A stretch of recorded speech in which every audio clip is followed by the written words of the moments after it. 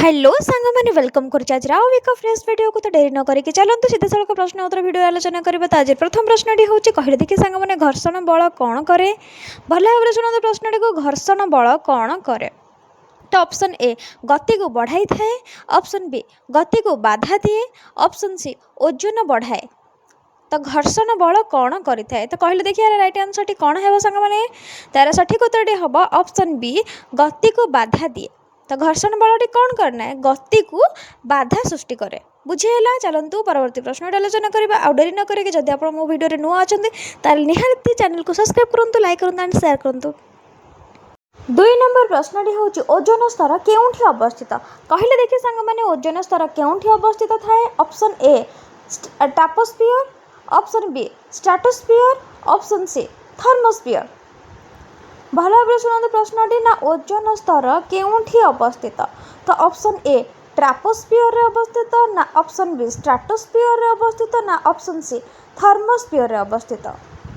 तार right answer टी कौन हम ना राइट आंसर टी हूँ ऑप्शन बी स्ट्रेटोस्फियर। बुझेगा ओजन स्तर टी स्ट्रेटोस्फियर रे अवस्थित। ठीक अच्छे।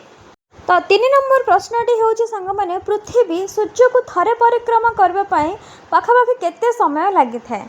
पृथ्वी सूर्य को थरे परिक्रमा करने थरे बुली आसपाई केते समय लगी थाए। तो ऑप्शन ए 365 दिन, ऑप्शन बी 30 दिन, ऑप्शन सी 12 घंटा।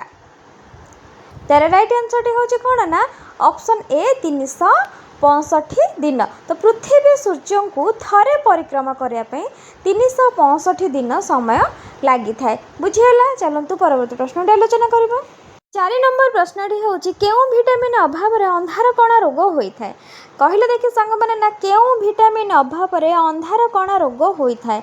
Option A vitamin A, option B vitamin B, option C vitamin C. तार राइट आंसर टी कौन हम ना राइट आंसर टी हम ऑप्शन ए विटामिन ए।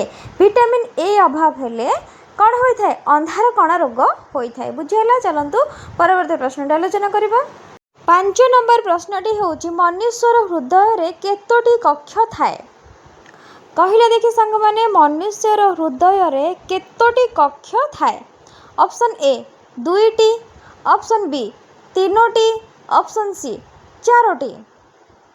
तार राइट आंसर टी हूँ केते ना ऑप्शन सी 4टी। तो मनुष्य हृदय रे केतोटी कक्ष थाए 4टी कक्ष थाए।